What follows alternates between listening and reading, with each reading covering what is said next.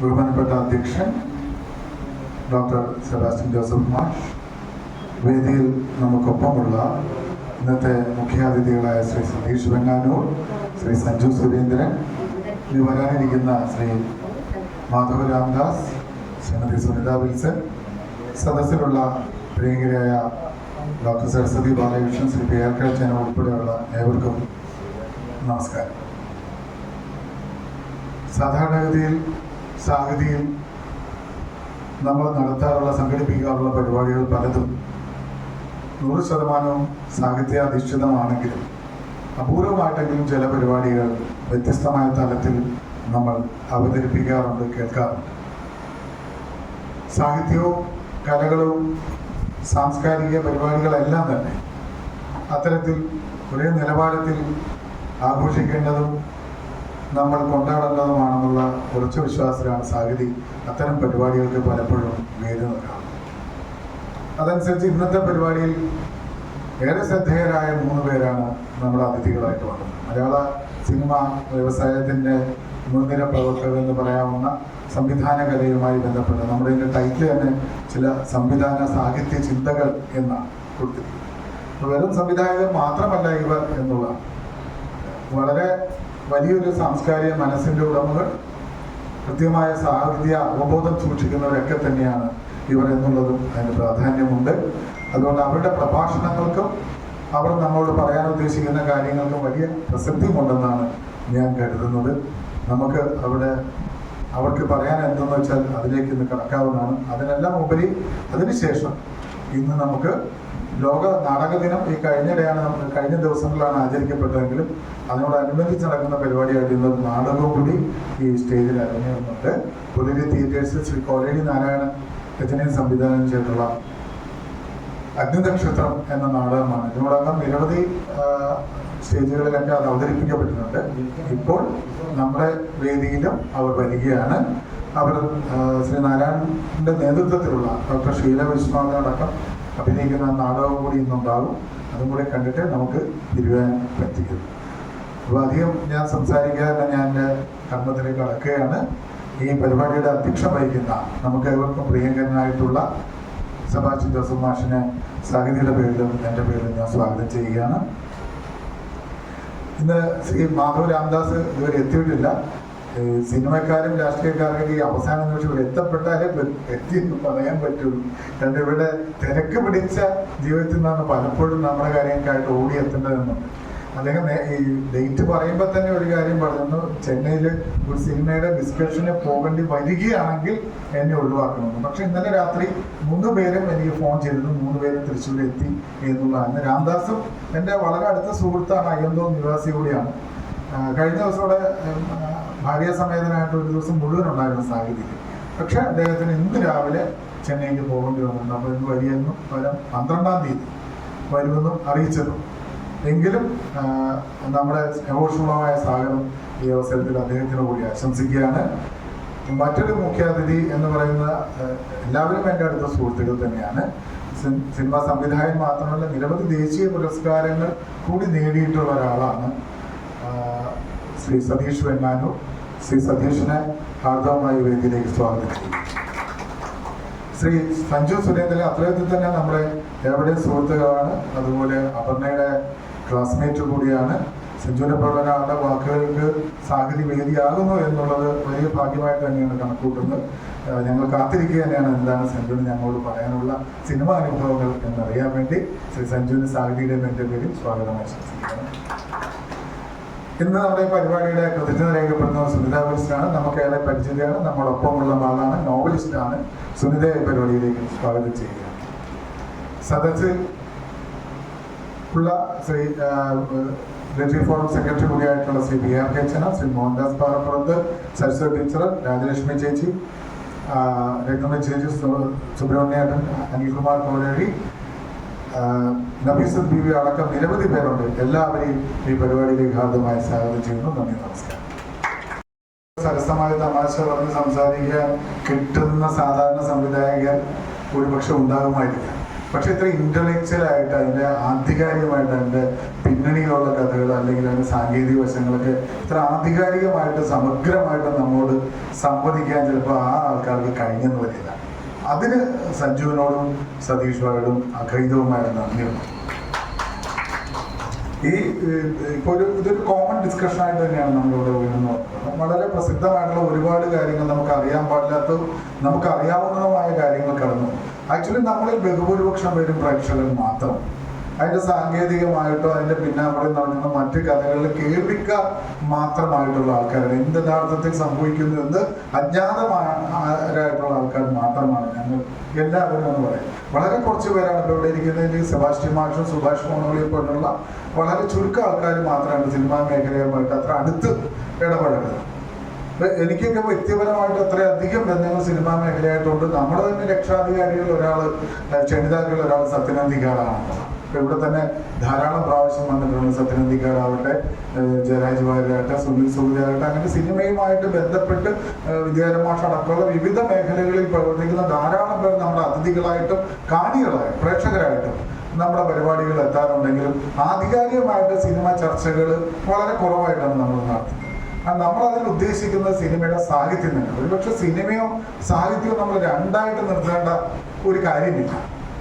രണ്ടും മാനുഷിക വികാരങ്ങൾ, മനുഷ്യ ജീവിതത്തിന് രണ്ട് പ്രതലങ്ങളാണ്, രണ്ട് മുഖങ്ങളാണ്. ഇപ്പൊ സതീഷിലൂടെ പറയുന്നുണ്ടായിട്ടുണ്ട്, കലാരൂപം അത് മനുഷ്യ ജീവിതത്തിന്റെ മുഖം തന്നെയാണ്. ആ ജീവിതത്തെ അവതരിപ്പിക്കുന്നതിലുള്ള പാളിച്ചകളോ സാങ്കേതികപരമായിട്ടുള്ള പ്രശ്നങ്ങളോ അതിനാണ് ആവിഷ്കാര സ്വാതന്ത്ര്യത്തിലേക്ക് കുറച്ചു മുമ്പ് നമ്മൾ കൊണ്ടുവന്നത്. തീർച്ചയായിട്ടും ശരിയാണ്. ഏത് ഭരണകൂടം ലോകത്ത് എവിടെ ഉണ്ടെങ്കിലൊക്കെയും ആ ഭരണകൂടത്തിന് വിരുദ്ധമായിട്ട് വരുന്ന അവരുടെ പ്രത്യയശാസ്ത്രങ്ങൾക്കെതിരായിട്ട് വരുന്ന എല്ലാം തടസ്സപ്പെടും. അതൊരു പുതിയ കാര്യവുമായിട്ട് എനിക്ക് തോന്നിയിട്ടില്ല. അതിപ്പോ ഇപ്പൊ ഉണ്ടായത് ഒരു പുതിയ വിവാദവുമല്ല. എത്രയോ കാലങ്ങളായിട്ട് എത്രയോ സിനിമകളും എത്രയോ പുസ്തകങ്ങളും ഇവിടെ നിഷേധിക്കപ്പെട്ടു. സിനിമ പോലെ തന്നെ പുസ്തകങ്ങൾ എഴുതിയതിന്റെ പേരില് ക്രൂശിക്കപ്പെട്ടിട്ടില്ല. സഞ്ജുവിന്റെ ആരാധ്യപുരുഷനായ സരീഷ് തന്നെ എഴുതിയിട്ടുള്ള നോവൽ അത്തരത്തിൽ വളരെയധികം ക്രൂശിക്കപ്പെട്ടതാണ് എന്ന് പറയുന്നത്. പക്ഷെ അദ്ദേഹം രക്ഷപ്പെട്ടത് അതുകൊണ്ടാണെന്നും ഞാൻ പറയും. ആ വിവാദം ഉണ്ടായിരുന്നുണ്ടായിരിക്കാം. പക്ഷേ മനസ്സിൽ തോന്നിയ ഒരു യാഥാർത്ഥ്യത്തെ എഴുതുമ്പോൾ, അതിനെ സാക്ഷാത്കരിക്കുമ്പോൾ, അല്ലെങ്കിൽ ഞാൻ കണ്ടെത്തുന്ന സത്യത്തെ എഴുതുവാനാണല്ലോ എഴുത്തുകാരൻ, അത് ദൃശ്യവൽക്കരിക്കുന്നവരാണ് സിനിമാക്കാരൻ. ഇത് രണ്ടിലും പരിമിതികൾ നോക്കാതെ തുറന്ന് പറയുമ്പോഴാണ് പലപ്പോഴും ഇത്തരത്തിൽ ആവിഷ്കാരം എന്നുള്ള പേരിൽ അതിനിശ്ചിതമായ വിമർശനങ്ങളും തടസ്സങ്ങളൊക്കെ എല്ലാ കാലത്തും ഉണ്ടായിട്ടുള്ളത്. അത് ഏത് ഭരണസംഹിതയിലും ഉണ്ട്. അതിനകത്ത് പ്രത്യേകിച്ച് ഏതെങ്കിലും ഒരു പാർട്ടിയെന്നോ ഒരു ഭരണകക്ഷിയെന്നോ ഒരു പ്രത്യയശാസ്ത്രമൊന്നും ഒന്നുമില്ല. എല്ലാ രാഷ്ട്രീയ പാർട്ടികളും അങ്ങനെ തന്നെ, എല്ലാ ഭരണകൂടങ്ങളും അധികാരത്തിലിരിക്കുന്നു. ഭരണകൂടം എന്ന് പറയാൻ പറ്റില്ല. അതിനകത്ത് രാഷ്ട്രീയം ഒന്നേ ഉള്ളൂ, ഭരണം. വേറെ രാഷ്ട്രീയമൊന്നുമില്ല. നമ്മൾക്ക് സാധാരണ മനുഷ്യർക്ക് മാത്രമാണ് അതിൽ വ്യത്യസ്തമായ രാഷ്ട്രീയവും വീക്ഷണവും ഒക്കെ കടന്നു വരുന്നത്. പക്ഷെ ഭരിക്കുന്നവർക്ക് ലോകോത്തര തലത്തിൽ നോക്കിയ എല്ലാം ഒറ്റ വർഗം തന്നെ. അവർക്കെതിരായിട്ട് വരുന്ന ഏത് പരാമർശത്തെയും വിമർശനങ്ങളെയും ഇത്തരത്തിൽ ഇല്ലാതാക്കുവാൻ, നിശബ്ദരാക്കുവാൻ എല്ലാ കാലത്തും ശ്രമം ഉണ്ടായിട്ടുണ്ട്, ഇപ്പോഴും തുടരുന്നുണ്ട്. അത് ഇനിയും തുടർന്നുകൊണ്ടേയിരിക്കും. ഒരുപക്ഷെ മാനവരാശിയുടെ ചരിത്രം തന്നെ ഇതൊക്കെ നടന്നതാണ്. അപ്പൊ ആവിഷ്കാര സ്വാതന്ത്ര്യത്തിൽ വിമർശനങ്ങൾ എന്നുള്ളത് നിരോധിക്കപ്പെടുമ്പോഴാണ് അതിന് കൂടുതൽ പ്രശ്നങ്ങൾ എന്നുള്ളത്. നമ്മുടെ ഭാഷയിൽ തന്നെ എത്ര സിനിമ നിരോധിക്കപ്പെടും, പുസ്തകങ്ങൾ നിരോധിക്കപ്പെടും. അല്ലേ? ഞാൻ രണ്ട് കാര്യങ്ങൾ നിങ്ങൾക്ക് മുന്നിൽ ഉദാഹരണമായിട്ട് വെക്കുകയാണ്. ഈ കുറച്ച് കാലങ്ങൾക്ക് മുമ്പ് വലിയ ഒരു സന്യാസി ശ്രേഷ്ഠ എന്ന് വിശേഷിപ്പിക്കാവുന്ന ഒരു സ്ത്രീയെ കുറിച്ചുള്ള ഒരു ഇന്റർവ്യൂ, വിദേശ വനിതയായിട്ടുള്ള ശിക്ഷ നടത്തിയ അവരുടെ അനുഭവങ്ങൾ പങ്കുവച്ചുകൊണ്ട് വലിയൊരു പുസ്തകം ഇറങ്ങിയിട്ടുണ്ട്. ഈ പുസ്തകത്തെ അധികരിച്ചുകൊണ്ട് ജോൺ ബ്രിട്ടാസ് അന്ന് അവരുമായിട്ട് നടത്തിയ ഒരു ഇന്റർവ്യൂ ഉണ്ടായിരുന്നു. ആ പുസ്തകം പ്രസിദ്ധീകരിച്ചിട്ടുണ്ട്. ആരെങ്കിലും കണ്ടു? പുസ്തകം എൻ്റെ കയ്യിലുണ്ട്, ഇപ്പോഴും ഇരിപ്പുണ്ട്. പക്ഷെ പിന്നീട് അത് അപ്പൊ തന്നെ ഒരു പിൻവലിക്കുകയുണ്ടായി. അതിനോടകം വായിച്ചവരുടെ കയ്യിലാണ് ഈ പുസ്തകങ്ങൾ എത്തപ്പെട്ടത്. അതുപോലെ തന്നെ ഇറങ്ങും മുമ്പ് നിരോധിക്കപ്പെട്ട സിനിമകളുണ്ട് ലോക ചരിത്രത്തിൽ. ഇതൊക്കെ കാണാനോ അല്ലെങ്കിൽ അറിയാനോ കഴിയുന്ന അവസരങ്ങൾ ശരിയാണ്. പക്ഷേ ആവിഷ്കാരം എന്ന പേര് ചിലപ്പോഴെങ്കിലും പലതും അമിതമാകുന്നില്ല എന്നുള്ളത് യാഥാർത്ഥ്യം. ഇവിടെ തന്നെ പരാമർശിക്കപ്പെട്ടുള്ള ചില സിനിമകളെ കാണുമ്പോൾ നമുക്ക് ലജ്ജ തോന്നും. സത്യത്തിൽ അതൊന്നും അല്ല സിനിമ. ഇപ്പൊ ഇവർ ഇത്രയും പ്രതിഭാതനായ രണ്ടുപേര് എന്താ സിനിമ എന്നുള്ളതാണ് നമുക്ക് പറഞ്ഞു തന്നത്. അവർ തന്നെ ജീവിതത്തിനോട് ചേർത്ത് പിടിക്കുന്നു. മനുഷ്യന്റെ ചരിത്രത്തോട് ചേർത്ത് പിടിക്കുന്നു, മനുഷ്യത്വത്തോട് ചേർത്ത് പിടിക്കുന്നതാണ് സിനിമ എന്ന് പറയുന്നത്.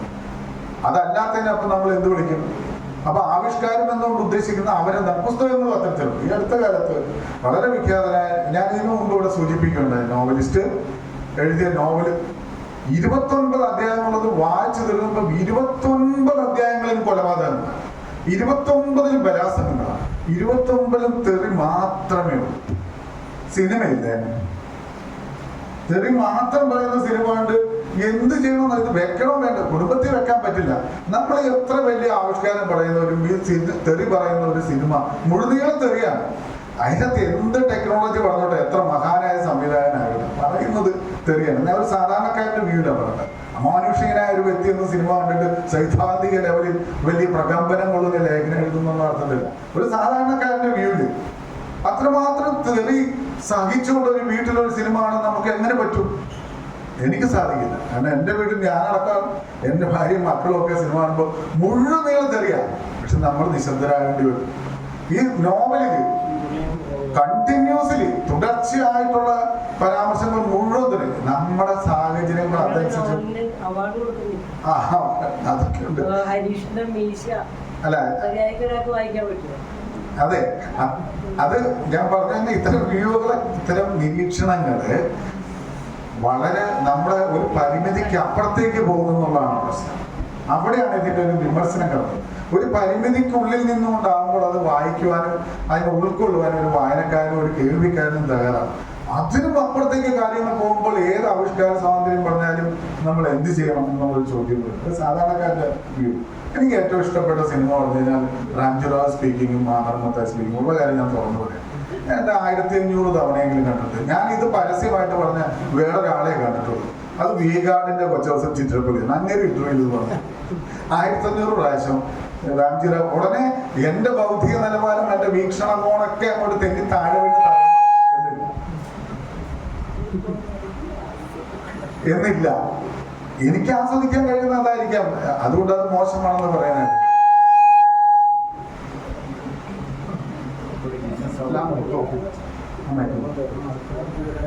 എന്റെ ആസ്വാദന തലം എന്ന് പറയുന്നത് മറ്റൊരാളുടെ നിരീക്ഷണത്തിലല്ല,